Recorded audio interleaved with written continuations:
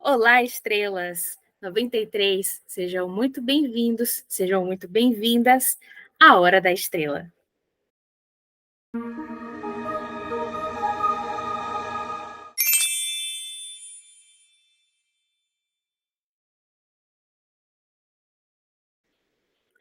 Neste nosso primeiro programa, A Hora da Estrela, eu tenho a honra e a felicidade de receber aquela que é a minha grande referência e que é, sim, um dos maiores nomes do Brasil quando o assunto é tarô de Tote, quando o assunto é Telemann. Ela que tem muito a dizer, muito a ensinar e que é sempre uma simpatia. Fiquem agora com o nosso primeiro programa, no qual eu tive a felicidade de entrevistar Márcia Seabra. Olá, Márcia, seja muito bem-vinda ao nosso programa Hora da Estrela, minha entrevista número 1. Eu estou animadíssima, fiquei muito contente, muito feliz por esse convite, honradíssima por estar aqui na Hora da Estrela, estou me sentindo a própria. Mas com certeza você é. Nossa, assim, Márcia Seabra é um nome que todo mundo aqui no Brasil que se interessa por Telemann, que se interessa por tarô de Tote, vai chegar até você, né? Você é a grande dama que nós temos desse assunto. Mas pode ser que tenha alguém aí que está chegando agora, ou que está escondido embaixo de uma pedra e nunca ouviu falar em você nesse meio telêmico. Então, eu queria que rapidinho você se apresentasse, né? Quem é você, quando você entrou em Telemann, assim, bem rapidinho, porque eu quero falar sobre coisas muito interessantes hoje. Vou me apresentar hiper rápido, até porque já tem vários outros lugares que eu estou apresentada, mas eu vou dizer quem eu sou. Meu nome é Márcia Seabra, na verdade eu tenho outros nomes, mas eu me apresento como Márcia Seabra. Eu sou taróloga, na verdade, né? Antes de ser telemita, eu sou taróloga, porque foi de onde vem a minha origem. Eu comecei a estudar tarô. Comecei pelo Marcélia, passei pelo Waite, e o Rider-Waite, né? E cheguei no Tote. Quando eu cheguei no Tote, eu me apaixonei. Então, eu tenho nessa trajetória aí 34 anos já de estudo, de jogo, de prática, e me especializei. Aí eu posso dizer que eu me especializei no tarot de Tote desde o ano 2000. 2000 foi a minha primeira iniciação em Telemann, que foi na OTO, e eu ali eu adentrei, então, os mistérios do tarot de Tote, porque até então eu arranhava. Eu já tinha o livro de Tote, né? Mas para mim era um livro incompreensível, até porque é o último livro do Crowley. É um encerramento, né, da vida dele. E ele parte do pressuposto que você já conhece a obra dele. Então, os termos que ele usa, e aí eu olhava aquilo e falava, gente, que língua é essa que esse homem está usando? A linguagem dele, né? Totalmente própria dele. Então, aí eu falei, eu preciso descobrir, né? Eu tenho que entrar nisso aqui e fui procurar no Brasil onde eu poderia encontrar alguém que falasse sobre tarô de Tote. E não tinha. Hoje tem bastante, mas ninguém abertamente. E eu acabei indo, então, por uma coincidência, né? Porque no mundo místico não há coincidências, mas foi uma coincidência, acabou sendo uma coincidência eu ir à França, eu estava indo para a França e conheci um francês que era lá o Bambambam de Telemann, na verdade, não só do tarot de Tote. Ele conhecia tarot de Tote, mas o forte dele mesmo era Telemann. E ele era o orro, vamos dizer assim, a cabeça da ordem da OTO lá na França. E aí eu fui conhecer pessoalmente, foi na época, nos primórdios da internet, era mais e-mail que a gente falava e tal. E aí eu fui conhecê-lo, conheci, e ele que me deu a dica, né, de, quando voltasse ao Brasil, que eu me iniciasse, então, na OTO. Ele já estava saindo na época, ele já estava totalmente desestimulado, estava largando a OTO, mas ele falou, para você que está começando, eu indico, porque é onde você vai aprender realmente a linguagem do Crowley e o Tarot. Aí você vai identificar esses símbolos que você já conhece com o que o Crowley está dizendo. E foi assim, foi realmente fundamental. Aí eu fui para a OTO. E dali começou, então, a minha trajetória, né? De tarô, mergulhar no tarô. Eu já conhecia bastante o tarô, mas eu já tinha 10 anos, né, na vida de tarô, de estudo de tarô, mas eu ainda não tinha entrado, não tinha conseguido abrir, né, a caixa de Pandora. Na OTO eu abri a caixa de Pandora. E aí é isso. Então, hoje eu tenho essa prática, enfim, tenho aí muitos anos, e é interessante você dizer que eu sou referência, não sou bem uma referência, mas feminina, acho que sim, porque somos poucas, né? Somos pouquíssimas mulheres telemitas que, pelo menos, que dão a cara, né? Que se apresentam mesmo. Hoje a gente já vê um pouquinho mais, mas a minha época, realmente, era Marisol Seabra, que foi quem me iniciou na OTO, e que eu me lembre, eram, assim, pouquíssimas mesmo, que estão aqui até hoje, sou eu e ela. E, inclusive, tem uma live lá no meu Instagram, né? Então, quem ainda não me segue pode seguir lá, @vesta.nox. E ela conta todos esses detalhes da história na UTO, das ordens todas, com muitos detalhes. Então, quem quiser saber mais dessa parte, pode ir lá no perfil assistir essa live, que foi incrível, maravilhosa, inclusive. E eu queria fazer uma pergunta que veio agora. Para você, foi paixão à primeira vista quando você viu o Tarot de Tote? Foi. E eu digo que foi paixão, amor, porque eu te digo, é muito, assim, comparando com as paixões terrenas, né, que eu tive por homens e tal, cara, todas acabaram. A do Tarot de Tote, não, né? É a paixão mais fiel que eu tenho, é o Tarot. Realmente foi. Foi um jogo da minha professora de Rider-Waite. Ela foi fazer um jogo que eu estava muito perdida mesmo na época, e eu pedi para que ela fizesse um jogo para mim. E ela jogava com o Tote, e eu não conhecia o Tote. Nunca tinha visto. Quando ela jogou a mandala com o Tote, eu fiquei horrorizada. Horrorizada, que eu disse assim, que coisa maravilhosa, espetacular é essa, que eu não entendo nada. Eu já li tarô também, ó. Já tinha um tempo, como eu falei para você. Foram 10 anos, 9 anos, quase 10 anos de estudo de tarô. Eu ainda não tinha visto o tarô de Tote. E isso eu estou falando, gente, final dos anos 90. Parece assim uma coisa de. Estou falando assim, ET, né? Não é. A coisa era muito mais difícil. Você não tinha acesso, como a gente tem hoje, que eu dou um clique. Eu tenho acesso ao mundo. Estou com uma dúvida, eu tiro na hora no Google. E hoje com chat GPT, enfim, nossa, não dá nem para comparar. Mas isso, então, era final de década de 90, início dos anos 2000, e eu, então, me deparei com o Tarot do Tote. Aí eu falei, não foi nem 2000 eu já tinha ido para a França. Então, foi em novembro de 2000 que eu fui para a França. Então, na verdade, foi isso mesmo. E deixa eu só tirar uma dúvida, dá uma pausazinha. E agora, você sabe que eu me confundi com essa minha época na UTO, foi 2001 ou 2000? Foi 2001. Peraí, deixa eu só ver aqui. Tá aqui meu livro da lei aqui. Minha iniciação na UTO, olha. É esse livro aqui, olha. Quer ver Gente, quando foi? relíquia.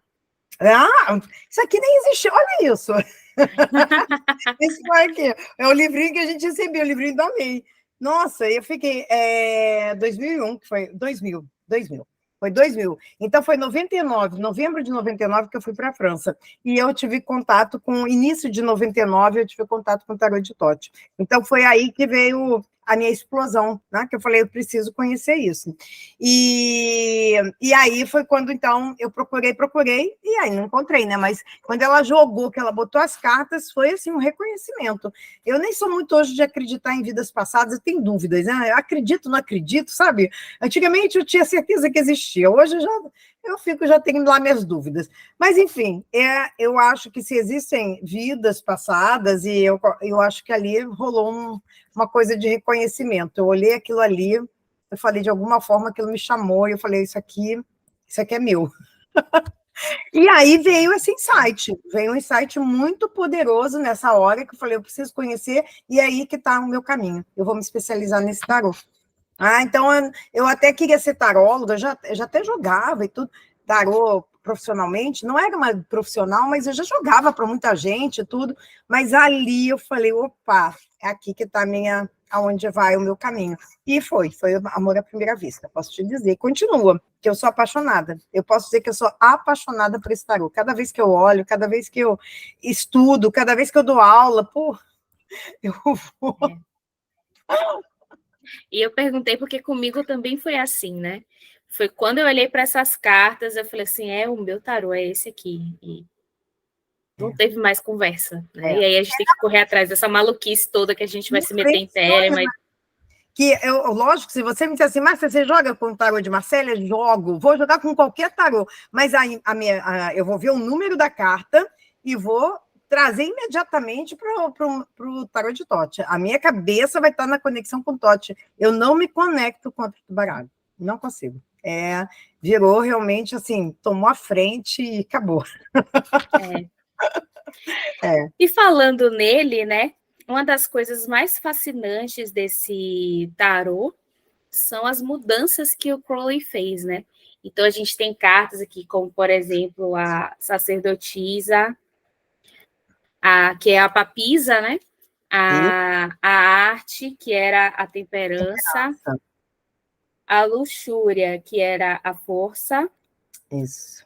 o ajustamento, que era a justiça, né? E a estrela que continua com o nome, mas que tem uma conotação muito diferente aqui. E essas cartas nos tarôs mais tradicionais, elas se referem a virtudes cristãs, né? Então, a fortitude, a justiça, a fé, são virtudes. O contrário ali dos 7 pecados capitais tem também as 7 virtudes. E o Crowley resolve subverter isso, né? Então, o que você pensa sobre essas mudanças, as cartas que ele resolve mudar, como que filosoficamente ou até oracularmente isso interfere no tarô, na sua jornada, enfim. Então, eu vou te dizer o que eu acho.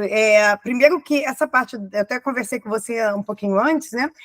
Quando você me convidou para fazer parte, que você falou sobre isso, eu falei, nossa, eu não conheço essas virtudes, e fui até pesquisar, e adorei, porque são as imagens, na verdade, do Sforza, do tarô do... Eu até trouxe, até separei ele, do Visconde Sforza, que é esse aqui, que não é nem considerado um tarô, né? Por ele ser um tarô... ele foi o primeiro tarô, mas ele é de 1440. O primeiro tarô de verdade que a gente considera tarô como hoje existe é o Marcélia, que já é assim, final do século XV e início do século XVI. E Marcélia mesmo já é do século XX, quando ele foi publicado e arrumado, mas ele era uma série de tarôs que falavam do cotidiano da época. Mas o Visconde Sforza foi feito para a realeza, então você tem o louco, mas você não tem nenhum nome, nenhum número.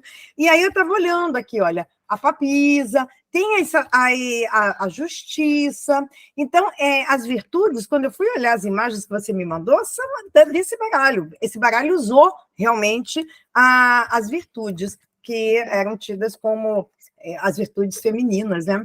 E que depois também tem o outro lado, que são os pecados capitais, que tem ligado à luxúria, que é o que o Crowley vai realmente revolucionar. Ele vai revolucionar.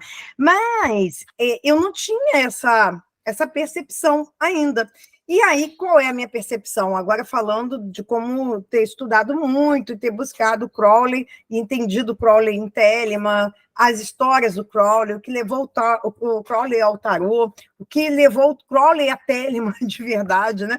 Eu tenho uma visão pouco romântica, né, de Telemann. Romântica que eu digo assim, do Crowley, eu acho que o Crowley pensou muito em Telemann. O Crowley pensou muito na ordem mística, na Astro Argento, ele pensou demais. Isso não veio assim, do nada, caiu o livro da lei. Ele pode ter até ser inspirado, mas tudo que está no livro da lei, o Crowley conhecia profundamente. Não tinha nada ali de novo ou de não calculado. Até a estrela que não é, até Tizade que não é a estrela, né? Então, isso só para chamar um pouco de atenção do que eu vou entrar.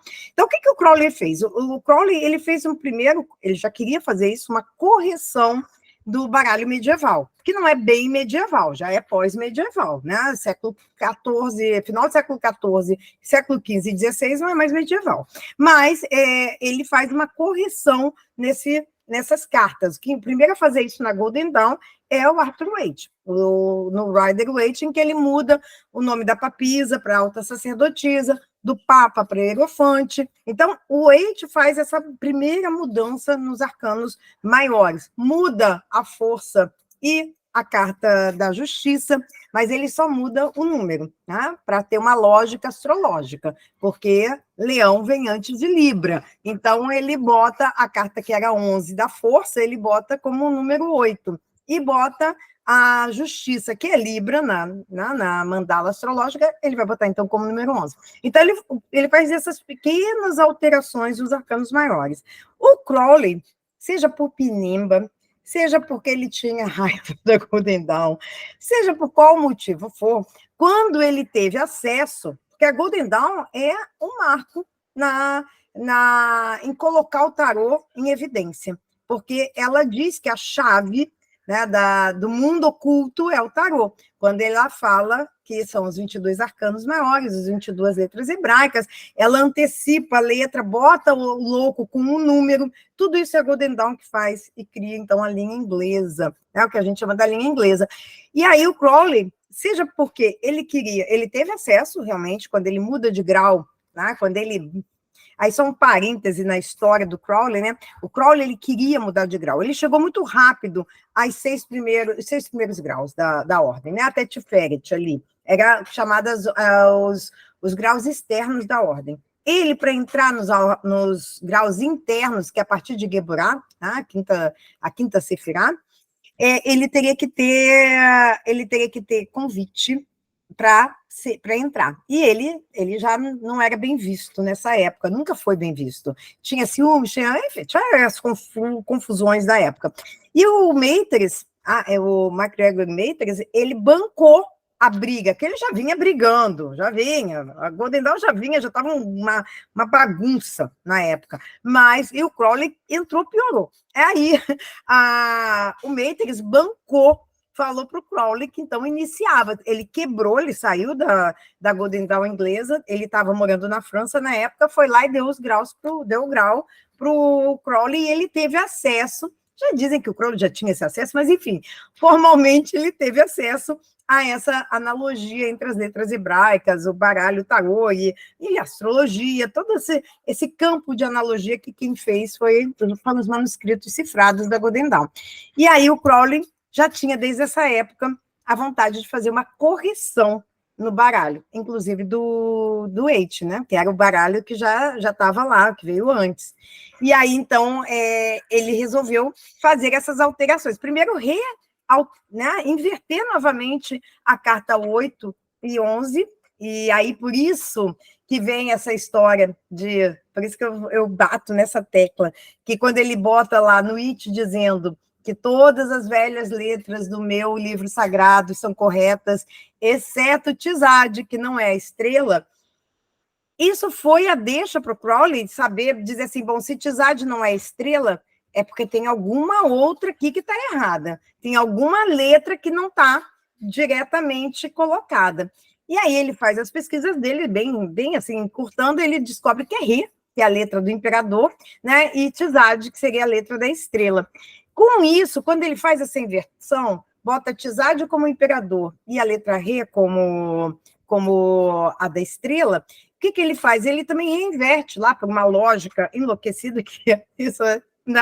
Quem já teve aula comigo vê lá, é uma coisa muito enlouquecida, porque ele pega a mandala astrológica, ele faz um puxadinho, tipo 2 laços, e ele inverte ali, faz uma confusão, inverte, e ele consegue reinverter, justificar que a carta 8, então, é a justiça, e a carta 11 é a força. Então, já começa por aí. Eu vejo isso muito com uma implicância verdadeiramente com o Arthur Waite, que eles eram inimigos declarados. Bom, aí com isso, agora falando dessa questão das virtudes, ele não muda, então, a carta 2, né, que seria a sacerdotisa, que já tinha feito essa alteração, foi o Arthur Waite, ele só manteve a da sacerdotisa. Eu acho que o conceito é o mesmo, né,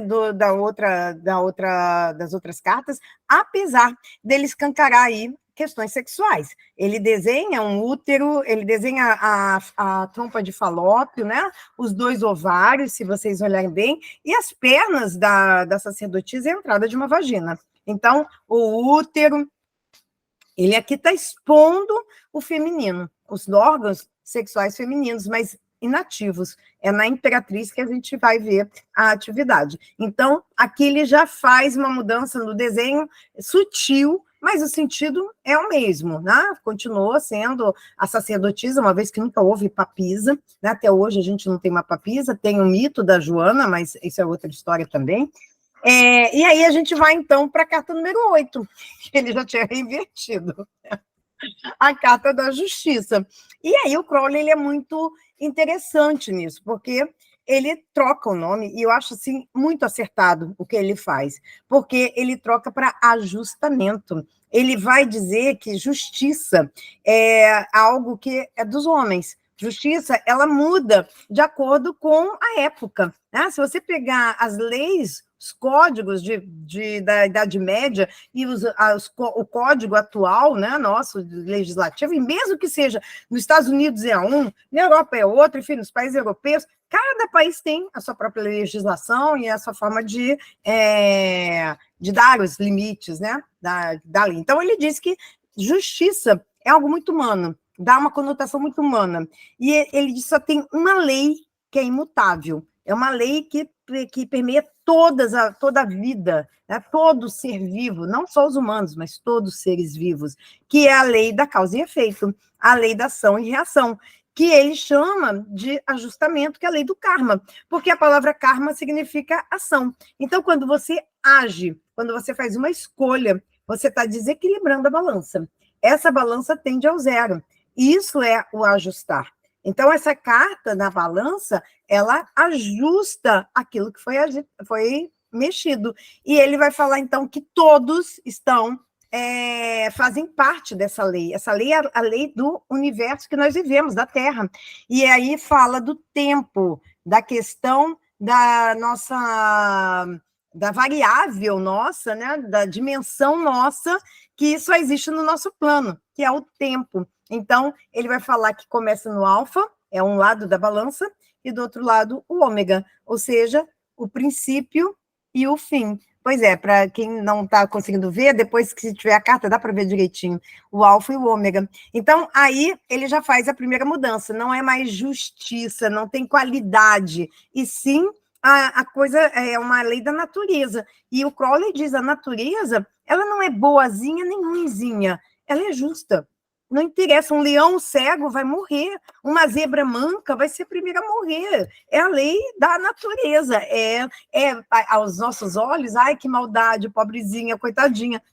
Mas a lei da natureza, da sobrevivência, a lei do forte, é a nossa lei, a alegria do mundo.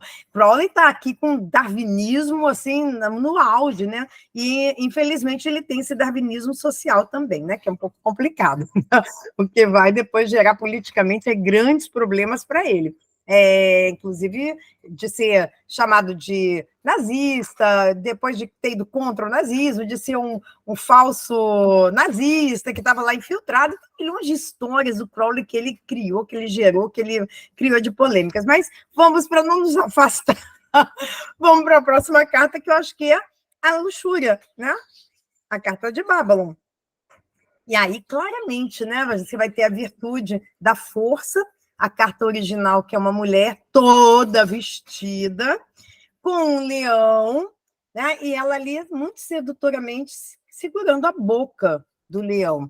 Mas ela não está fazendo força. Então, esse nome, o Crowley já começa dizendo que não existe. Esse nome está errado, porque força, a primeira coisa que você pensa é algo que você está exercendo como força bruta mesmo, né?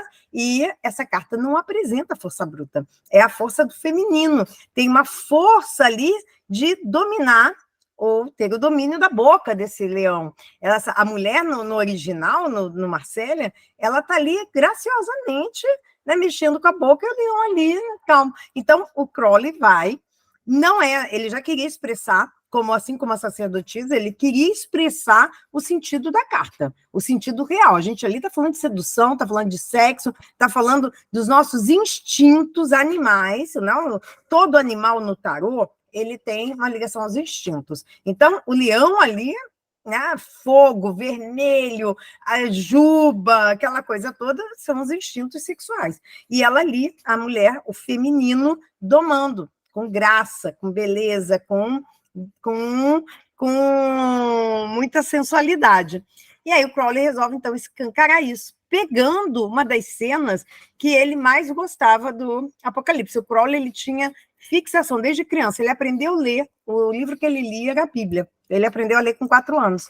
Então, ele era fascinado pelo Apocalipse. E essa é uma cena descrita por João, quando o anjo mostra para o João uma cena que era da prostituta sagrada, que estava ali cavalgando uma besta de 7 cabeças, fala dos 7 selos, enfim, 7 selos de Salomão. Aí tem toda aquela a mitologia que a gente pode chamar criado por João, Babilônia. O Crowley depois vai mudar para Babylon, mas ele antes era Babilônia mesmo.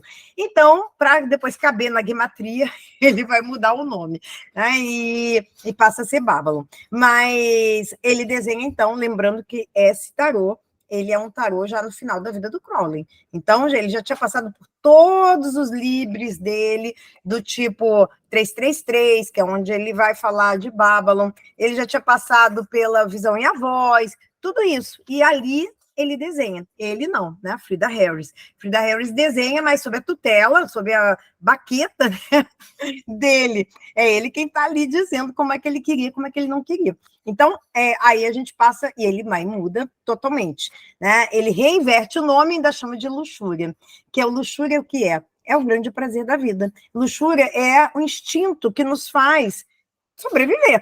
Porque sem luxúria, sem tesão, meu irmão, ninguém vai transar. O que dá vontade do sexo é o prazer. E é o que faz, então, a espécie se reproduzir. E, mais uma vez, o Crowley não está falando só da espécie humana. Ele fala que nesse cálice de Babylon, toda a vida é fecundada, e por isso que ela é chamada de prostituta. A prostituta sagrada, porque ela não nega vida a nada. O seu útero contém todas as vidas, então ela não se nega a dar vida. E é por isso que ela é chamada de prostituta sagrada. E essa prostituta sagrada é um termo mais antigo, mas o Crowley retoma isso com essa carta, principalmente com Babylon. A verdade é que é com Babylon que ele retoma essa ideia da prostituta sagrada. Então, é outra revolução que ele faz, mas que você observa que ele não está mudando os sentidos da carta. Ele só está escancarando. O Crowley, ele bebeu e bebe, né? Quando você vai fazer uma comparação de Marsella, que é o que o Crowley faz, ele pega o original, que é Marsella, e vai botar o tarot dele, ele segue todos os sentidos, ele vai incluindo outros pontos, ele vai botando novos símbolos, ele vai colocando novos conteúdos, ele vai inserindo magia sexual, ele vai inserindo cabala, ele vai inserindo astrologia. Então, é um tarô que, no final das contas, ele é complexo, porque ele traz muita informação, né? Ele é um tarô, a meu ver, fácil de ler, porque basta olhar para ele. Você olha e você sente, por conta de tudo isso que o Crowley acabou criando. E ele não fez à toa, ele não botou um bando de símbolos, não. Ele foi muito criterioso, ele sabia o que ele estava botando, o que ele estava mexendo. Então, é um tarô muito bem feito. E por isso que eu digo, por mais que existam outros tarôs pós-Crowley, nada superou, até agora. A gente não tem nada superior ou tipo uma inovação que até hoje, né, desde esse tarô de Totem. É um tarô chamado temático, porque ele vai trazer Telemann. Então, tem o tema aqui, né? Então, isso foi uma coisa que eu modifiquei. Antigamente, eu achava que ele não era temático. Falei, não, ele é uma inclusão, é isso, aquilo, mas ele é temático, sim, porque a gente tem o livro da lei ali. Ele é o livro da lei pictórico. Então, está toda ali desenhado várias passagens do livro da lei, e isso foi proposital, e que deixa o tarô temático. Mas isso não impede de você lê-lo só sob a luz de Telemann. Você tem muitas informações ali que não necessariamente são telêmicas, mas, obviamente, que quando você bate mais com esse tarô, pode ter certeza que teu tamborzinho vai para o lado de Telemann. Isso aí acaba sendo natural. E aí, a próxima carta que você fala é a arte, né? Que é chamada temperança. E aí o Crowley, ele não reverte o sentido, porque a carta da temperança, ela fala de um equilíbrio, de uma harmonia entre dois opostos, né? No caso, ela simplifica. Marsella está simplificado ali. O quente e o frio, né? Opostos que estão ali se mesclando e temperando, transformando algo numa terceira via, né? Não é nem a via do vermelho nem do azul, mas uma terceira via que seria a via mediana. E é o que aquele anjo está fazendo, o anjo da temperança, né? O anjo do tempo. E aí o Crowley vai dizer que ali na verdade, uma configuração da alquimia. Aí não tem nem qualidade, né? Que em La Luxúria a gente ainda vê a qualidade, força, luxúria e tal. Mas ajuste, ajustamento, justiça, tem aqui. Mas nesse não, você não tem uma qualificação. Você tem, na verdade, um tema. O tema aqui é alquimia. O que a gente está falando, e isso que eu não estou falando de magia sexual, para não entrar justamente no tema principal do tarot de Thoth, mas ele está falando aqui da alquimia em geral. Quando você pega dois opostos, você mistura no cadinho, o cadinho aqui, no caso, na magia sexual, é a vagina, e aí ele está misturando e tem uma seta, que é uma seta de Sagitário, que é o signo que está ligado a essa carta, ela vai, então, criar a capa, que é um arco-íris, que é quando, então, a luz se separa. Aí você tem as 7 cores principais, as 7 cores do arco-íris. Então, o Crowley fala desse separar, aí no caso não é o separar, é o aglutinar. A gente está falando de uma operação alquímica que existe naquela frase, que é solve e coagula. Aqui a gente tem o coagula, a junção, e vocês podem reparar nessa carta que Bárbara está segurando, que é um corpo, né, só com 2 cabeças, mas é um corpo único. Né? Então, aqui a gente coagulou o que na carta 6, que é os enamorados, está diferenciado. Ali nos enamorados, na carta 6, está o solve. Aqui, na arte, a coagulação. E ele chama de arte porque é a alquimia, como era conhecida, a grande obra ou a arte, simplesmente, a grande arte, a alquimia. Então, sem qualificação aí, mas é uma carta que ele altera nesse sentido mesmo, de mostrar que algo ali está acontecendo, que não só uma composição dos opostos, mas também você saber usar as energias que você vai solver, no caso, e vai coagular. O coagular é o resultado da magia sexual, é o que você quis produzir. E ali é o efeito último, é onde nasce, onde eclode. E aí, por fim, qual é? Sim, a carta 17, né, da estrela. E a estrela, aí tem uma questão do Crowley mesmo. A estrela é estrela, mas o Crowley vai desenhar as mulheres do baralho aí. Quem são as mulheres? Não são do baralho, são as mulheres de Telemann. Né? Ele vai falar que temos aí Nuit, Isis e Babylon. São as 3 grandes forças femininas dentro da concepção telêmica. Nuit, a grande mãe, vamos dizer assim, um feminino mais distante, a grande mãe mesmo.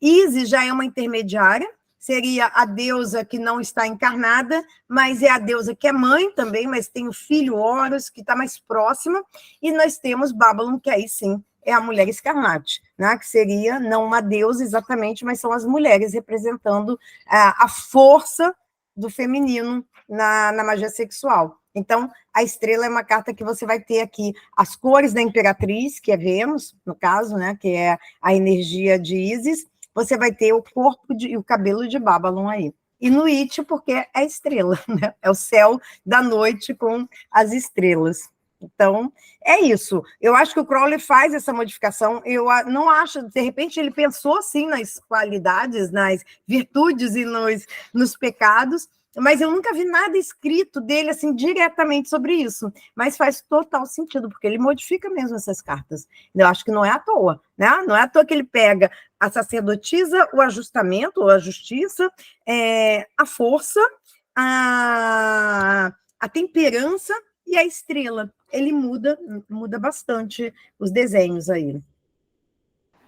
E além disso, a gente também tem nas cartas várias deusas, né? Então tem aqui aquela Diana, que tem os múltiplos seios, né? É. Então de tem... Efésios, aqui a Ártemis, né? Se a gente pensar no arco, então tem várias deusas camufladas nessas cartas. Sim, e virgem. A Ártemis também é virgem, coisa que a sacerdotisa também é. Ela ainda é a essência do feminino não tocado. Por isso que o Crowley desenha ali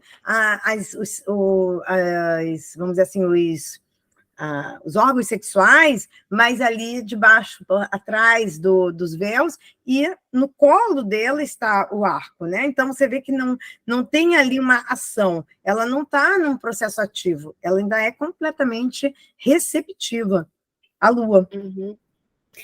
E aí, quando a gente parar para observar isso, né, a gente pode pensar por que as virtudes cristãs são todas representadas como imagens femininas, né?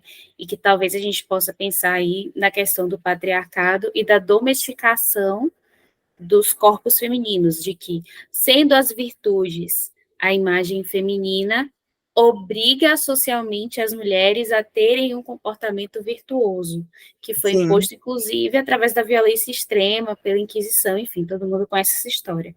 Verdade. Mas aí, quando a gente olha para o tarô de Thoth, a gente vai ver outro tipo de feminino, mesmo aqui, passiva e sem ação, ela ainda tem o arco, ela ainda está num trono, existe uma imagem de poder muito forte, né? E principalmente em Babylon. Aí eu queria saber qual o seu pensamento sobre essa desvirtuação nessas cartas transformadas e a questão da insubmissão feminina em Telemann, né? De quem é a mulher telemita e por que no tarô de Thoth ela e as deusas vão aparecer desse jeito. Pois é, você tocou no vespeiro, né? Essa insubmissão das mulheres, é verdade. Então, vou começar pelo princípio. Primeiro, falando do tarô, né, do que eu acho dessa insubmissão. Eu acho que existe o Crowley, homem, e existe o Crowley, pensador. O cara que pensou. O Crowley, ele é um homem do tempo dele, a gente não pode esquecer disso. Ele é de uma era vitoriana, ele é um cara muito diferente do tempo dele, muito contestador no tempo dele, dessa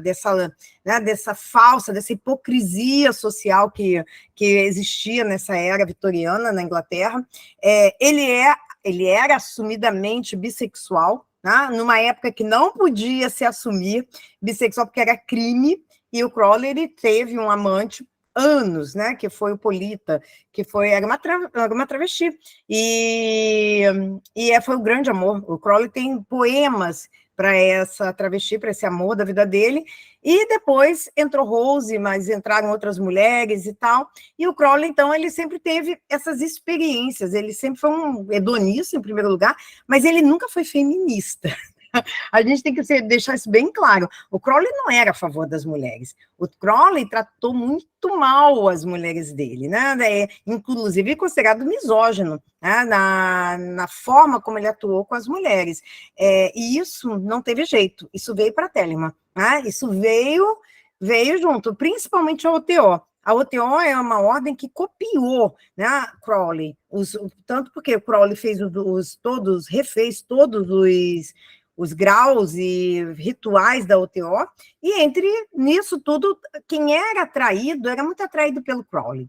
Quem era essa figura Crowley? Eu, por ter sido, assim, 2 anos da OTO, eu via o quanto as pessoas admiravam, não que eu não admire, eu admiro muito o Crowley. Né? O raciocínio com relação ao Crowley é que o Crowley ele foi considerado, e ele tem passagens absolutamente misóginas com as mulheres dele, com Rose, com outras mulheres escarlates, enfim, a relação com o Crowley com as mulheres não era uma relação saudável, não. Eram relações de submissão, o Crowley era um homem muito impositivo com as mulheres.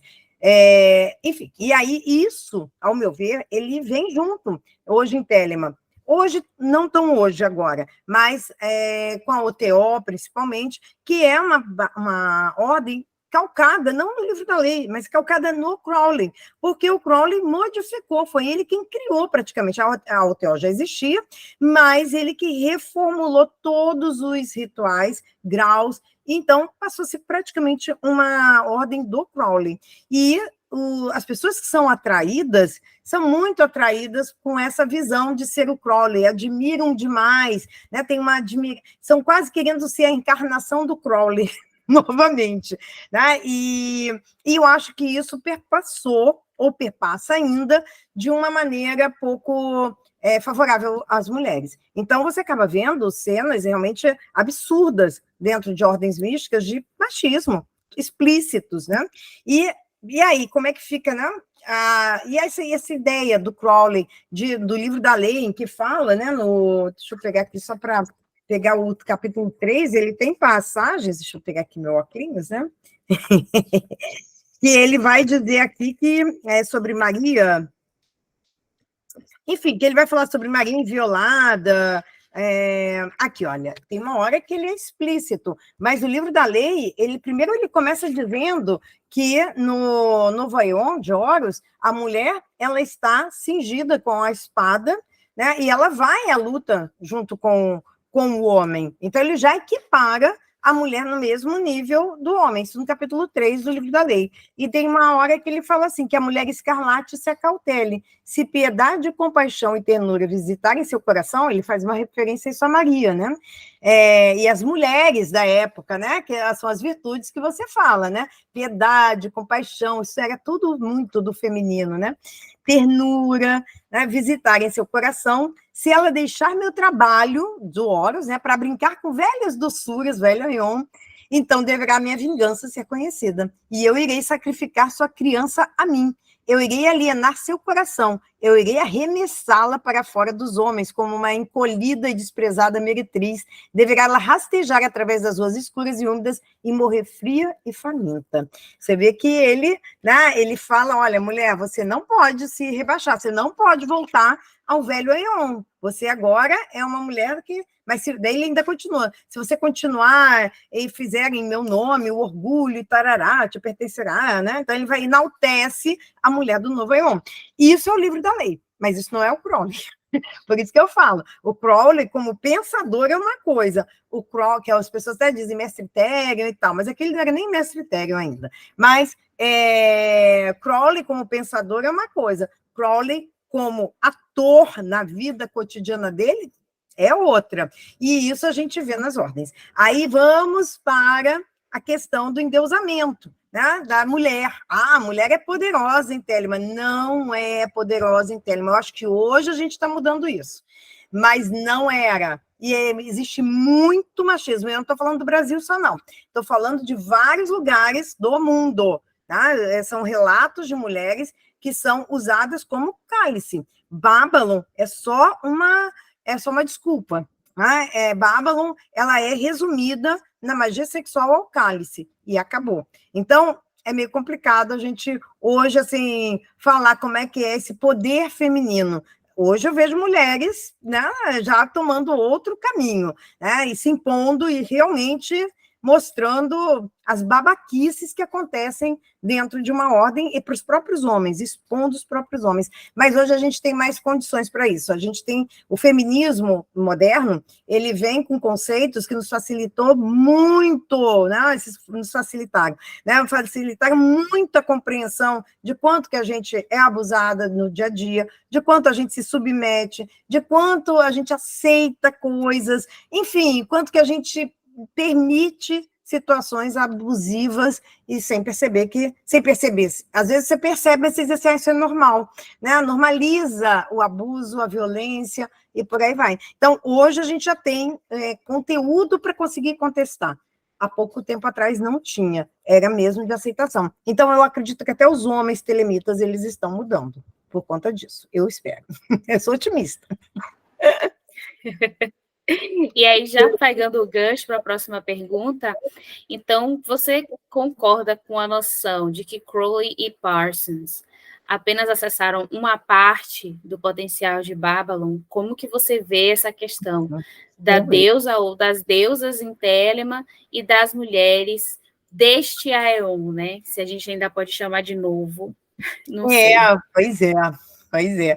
Eu acho muito interessante essa pergunta mesmo, porque é meio contraditório, né? Um cara que cria, ou que explicita, que ele não criou Babylon, né? A gente já tem que falar que isso está na Bíblia, isso está no Velho Éon, só que ela era prostituta, ela era o mal, ela era destruidora, ela ia acabar com Babilônia, prostituída, os reis e padres e bispos, todos eles nas orgias e tal, o mundo ia acabar em fogo, aquela coisa toda do Apocalipse, mas essa deusa, ela é o paganismo, ela está antes, né? Se você for pegar as deusas da Mesopotâmia, se você for pegar Astarte, pegar Istar, se você for pegar esse período até mesmo egípcia, como Hathor, como Ísis mesmo, né? Você vai pegando essas forças do feminino, elas são Babylon, é uma face, aí são faces de Babylon, é a energia de Babylon, né? Que é a energia da vida, de dar vida, é a grande fonte de força feminina. E aí, se você for pegar isso, Crowley realmente ele só sistematizou algo que já existe há muito tempo, mas ele não sistematizou negativamente, ele enalteceu, ele colocou como uma deusa, como uma força vital, né? Mas na hora H, né, o que aconteceu é que a mulher passou a ser usada como cálice apenas, né? Na hora de produzir magia, que o Crowley, antes de tudo, era um mago. Ele podia ser um pensador, isso, aquilo, mas ele era um grande mago, então ele se interessava pela mulher, pelo que ela era, que podia produzir para ele, né? Assim como também, talvez os amores dele possam ser mais masculinos, não sei, isso aí é mera especulação, não tenho nenhuma ideia, mas por ele ter feito grandes poemas, tem a história de Fernando Pessoa também com ele, né? Então, tem os homens, eu acho que o Crowley admirava mais. Os homens, ele tinha respeito, poucos homens ele tinha respeito, mas tinham poucos que ele admirava. Mulheres, não. Ele botava como a mulher escarlate dele e pronto. Servia como um cálice para receber lá o livro da lei, para receber lá o outro livro, não sei da quê, mas ele mesmo admirar, respeitar, não respeitava. Então, eu acho que sim. O Parsons eu não posso te falar, porque eu não conheço. Só conheço a história que todo mundo sabe, né, da evocação de Babylon no laboratório, e que ele explodiu o laboratório, né? Explodiu junto, né, com o laboratório.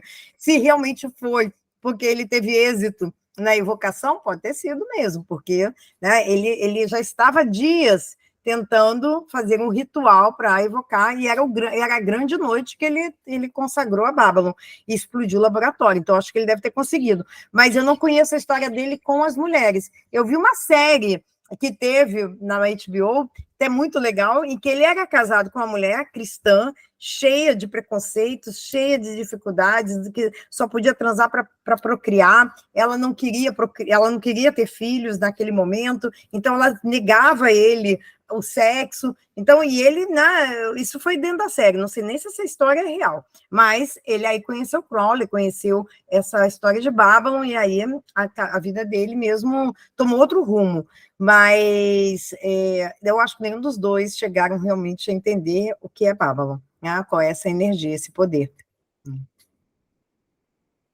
E você acha também isso, ou o que você pensa dessa história? Eu também, eu penso o seguinte, que todos nós temos nossas limitações, né, em relação ao o quanto a gente vai conseguir compreender das divindades.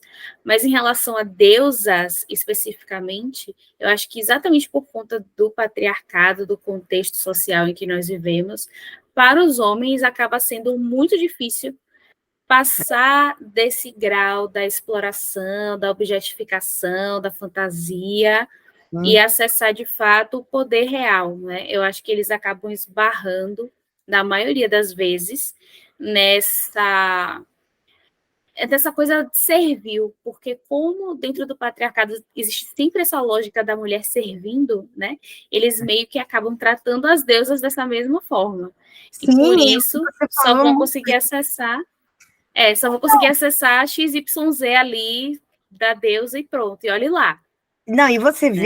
você vê isso, ai meu Deus do céu, no cotidiano, né, de quem lida com Telemann. Os homens, tem uma coisa com Babylon, mas é sempre a representação de Babylon é uma mulher gostosíssima, corpo perfeito, coxuda, bunduda, ou seja, o estereótipo da mulher gostosona, maravilhosa que eles têm na cabeça deles, cabelão, sabe, aquela coisa bem, né, sensual e sexy que serve a eles, só, né, Babylon é isso, e o pior são as mulheres vestirem esse papel, que eu canso de ver também, né, claro que não duram, aí vamos ser bem sinceras, as mulheres todas muito focadas nisso, no servir, de ser um objeto sexual para deixar os homens malucos e tal, não duram em Telemann. Eu acho que a própria egrégora, que eu não sei se o Crowley teve noção ou não do que ele criou, por isso que eu digo que eu acho que ele não teve, não fica. Não fica. Essas mulheres que se dizem Babylon, que se dizem, né, a força do feminino, mas se explorando muito, né, nesses apelos da sexualidade apenas, botando o sexo como o apelo principal, não ficam. É impressionante. Não se criam na egrégora, não. Isso eu estou fazendo essa reflexão agora, tá? Porque não é uma reflexão que eu fiz há tempos, não, mas é isso aí vendo o histórico, né? E aí eu percebo isso. Falta o tal do poder, né, da mulher escarlate, falta empunhar a espada, falta a parte bélica, né? E aí realmente não faz sentido você estar numa onda da guerra e você não abraça o lado bélico, você vai sair daquela egrégora, né? Você, na verdade, você está só reforçando o velho éon, o patriarcado. Não é só o cristianismo, né? Vamos deixar bem claro isso. O patriarcado começa na Grécia. A gente tem isso há muito tempo. Então, as pessoas são 2000 anos, é muito mais de 2000 anos. Apolo, quando abafa a Paitonisa e bota ela para debaixo da terra, ali o patriarcado começa, quando o sol começa masculino a dominar, né? Ali, em Delfos, a gente pode botar um marco forte, né, do patriarcado ascendendo mesmo. Então, mudando levemente de assunto, dentro das suas produções de conteúdo, principalmente no Instagram, né? Você sempre relaciona o tarô e a jornada do herói. Eu percebo que é um tema, uma abordagem do tarô que você gosta muito, né? Existem particularidades, se a gente for pensar numa jornada da heroína, ou você acha que o paralelo é o mesmo? Deixa eu fazer, então, só uma explicação, né, por conta dessa coisa da jornada do herói. O primeiro livro que eu li na minha vida de tarô, né, foi o Jung e o Tarô. Eu até separei ele aqui para mostrar, tá bem velhinho, mas ele existe até hoje, esse livro. Ele é um livro tão bom. Eu tenho esse livro. Eu tenho, assim, edição, nem sei qual foi a edição dele, mas foi de 89, para você ver como é que é antigo, de 1989 esse livro. Não estou enxergando aqui qual é a edição, mas já era uma edição antiga, tá? Já existiam outras edições. Então, ele está totalmente, né, velhinho, maravilhoso e tal.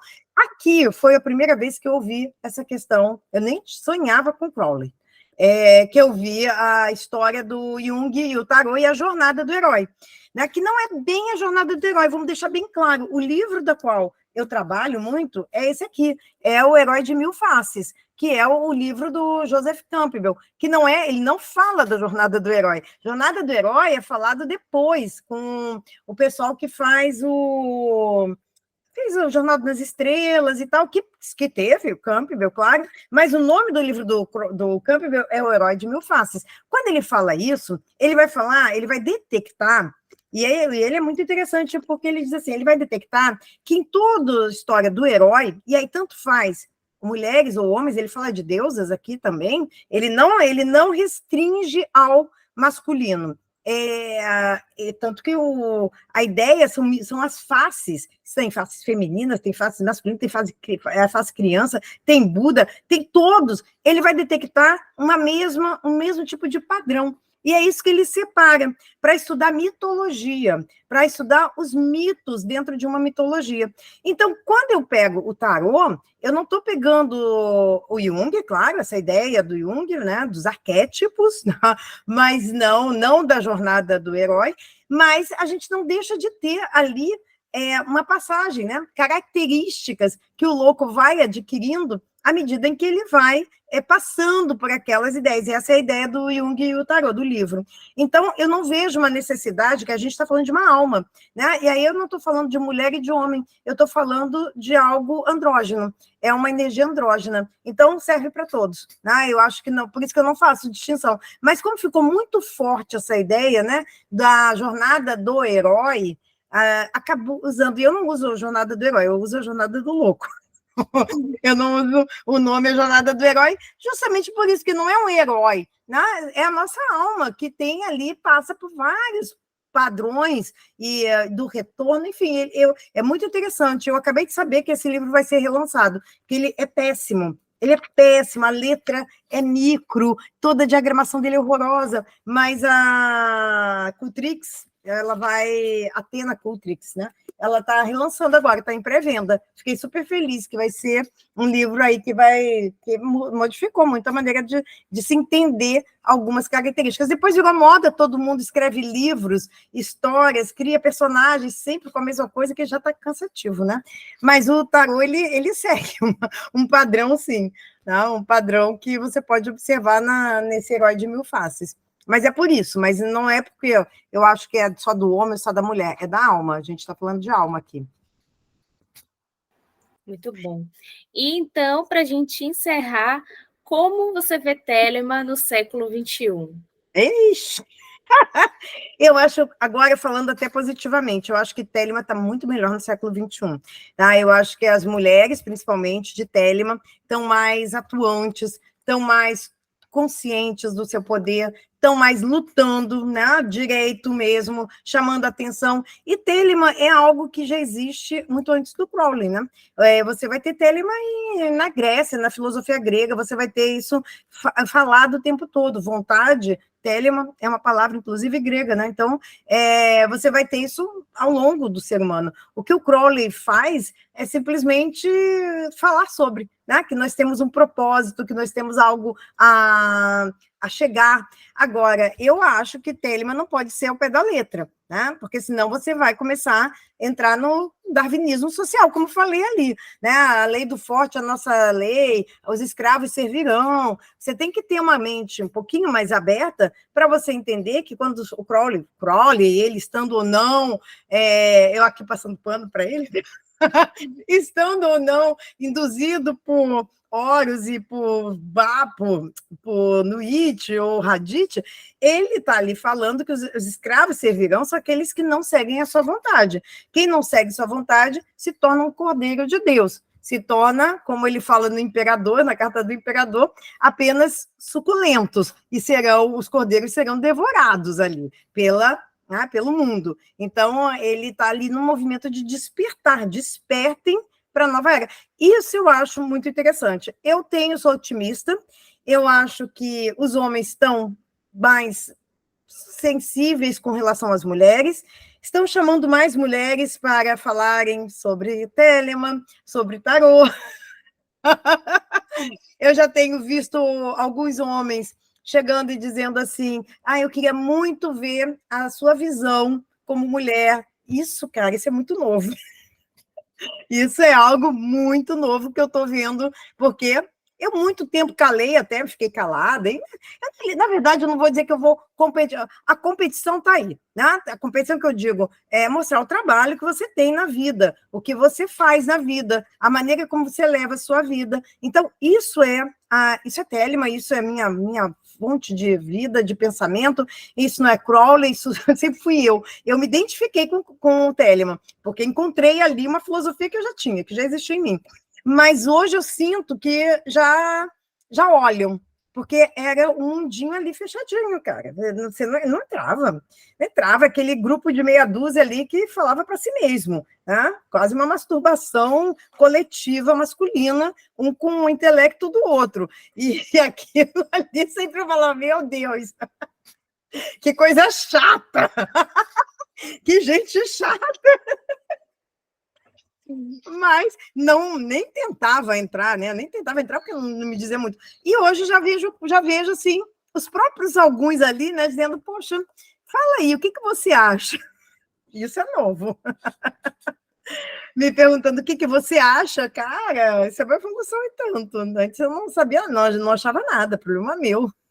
E isso eu vejo com algumas mulheres que sobreviveram à Telemann, nessa época de década de 80, 90 e tal. Hoje estão tendo mais vozes, estão falando mais, estão aparecendo mais, estão, sabe, sendo mais ouvidas. E isso eu acho que é um bom sinal para esse início de século aí, para a gente ver aí como é que vai funcionar. Eu acredito que só vai melhorar. Eu acho que as mulheres não retornam. As mulheres subiram no trono, somos imperatrizes, dificilmente vão nos tirar desse trono, que é nosso, sempre foi. Nós é que descemos dele, né? Nos tiraram e nós aceitamos. Então, agora chegou a hora da gente voltar para ele. Arrasou. E agora, para a gente fechar com chave de ouro, eu queria que você desse aí um conselho para as pessoas que estão assistindo, porque o meu intuito, quando eu batizei, né, esse programa de A Hora da Estrela, foi trazer pessoas que eu vejo essa estrela, né, que eu vejo esse brilho, de certa forma, uma pessoa conectada com sua própria bússola, né? Então, para quem está assistindo e gostaria, assim, de ouvir algum conselho, alguma dica, algum incentivo, o que você diria, né? Como cada um pode ter a sua hora da estrela? Pois é, né? Eu vou para o Crowley, porque não tem nem dica. Eu acho que o Crowley resumiu isso, Crowley / Nuit, né? No segundo versículo do livro da lei, que fala todo homem, toda mulher é uma estrela. Então, quando a gente sabe disso, que a gente tem o nosso local, a nossa órbita, e que, mais uma outra frase que diz que estrela não briga contra estrela, é não tentar entrar na órbita do outro, é não tentar ser o que o outro é, não tentar imitar. É isso, é ser estrela, é manter sua originalidade, é ser você, o seu brilho próprio. E nesse céu de noite, cabe lugar para todo mundo, não tem essa, porque aquele espaço é seu, você veio com um propósito, você veio com uma verdade que é sua. Então, se afastar dessa verdade para tentar imitar, você perde a sua originalidade, você deixa de ser estrela e passa a ser satélite. Então, não seremos mais lua, chega, né? Podemos agora ser sóis, e esses sóis somos nós estrelas, né? Todos nós, mulheres, homens, todos nós somos estrelas. Então, não à toa, eu gosto muito dessa frase. Isso eu acho o Crowley revolucionário. Ele até, eu acho que nem sei se ele entendeu muito o quão profundo, por isso que eu digo, eu acredito nas inspirações, porque eu não acho que ele tenha tanta noção, ele teve tanta noção do que ele dizia, porque ele não respeitava ninguém, né? Então, mas ele tem isso no livro da lei, todo homem, toda mulher é uma estrela. Então, a partir daí, ele deu o norte, ele deu a direção, mas ele mesmo pouco seguiu isso. Ele era um cara que era indigesto, né? Todo mundo sabe disso. O Crowley gostava de uma boa briga. Adorava brigar. Adorava impor a verdade dele. Enfim, né? Ele é a antítese do que ele próprio deixou como legado. É muito interessante você conhecer. O libriano, menos libriano da história. Nunca vi. Para mim é um libriano mais leonino, mas ele tem um ascendente em leão, né? O ascendente em leão, exatamente. O ascendente dele é muito forte mesmo. Agora, você sabe quem é libriano, que eu descobri há pouquíssimo tempo que é libriano? Arturo Waite, tá? Também de outubro, do início de outubro, acho que é 4 de outubro ele. Eu falei, esses dois... Então... Já diz o ditado, 2 bicudos não se beijam, né? Exatamente. Provavelmente se reconheciam muito na sua sombra ali, né? Mas eu fiquei muito, eu falei, gente, o It era libriano também, olha isso. Não sei o mapa dele, mas era eu vou olhar depois.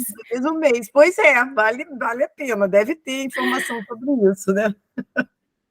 Então é isso. Então, Márcia, para quem se apaixonou por você, que eu acho muito difícil a pessoa não se apaixonar por você, e quer estudar com você, quer acompanhar o que você faz, como é que a pessoa faz?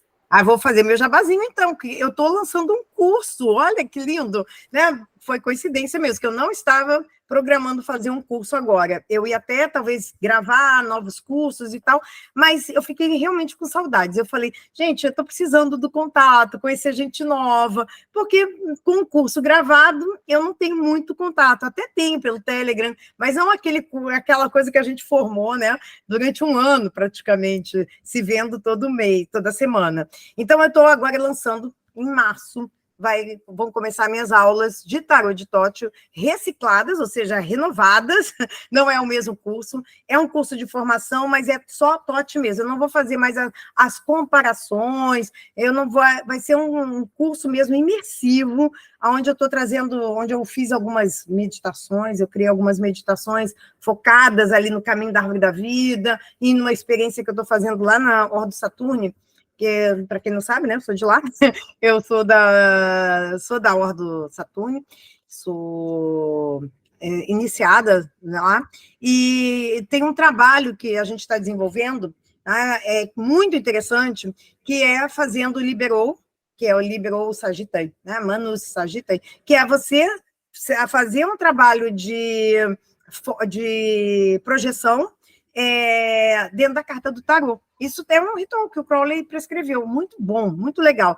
Então, a gente está fazendo esse trabalho e escrevendo as experiências. E, com essa experiência, eu escrevi algumas meditações, estou trazendo umas meditações para serem feitas para o arcano, para que a pessoa também sinta, né? Para não só ter a coisa intelectual, mas ter também essa imersão que é intuitiva, que é importante para a gente, para quem lê tarô, principalmente. Quem quer ler tarô, a intuição tem que estar aflorada. Senão a gente fica demais intelecto, a gente fica demais ali na parte de rude. A gente tem que botar um netzazinho ali para equilibrar. Então, esse curso vai estar mais focado nisso agora.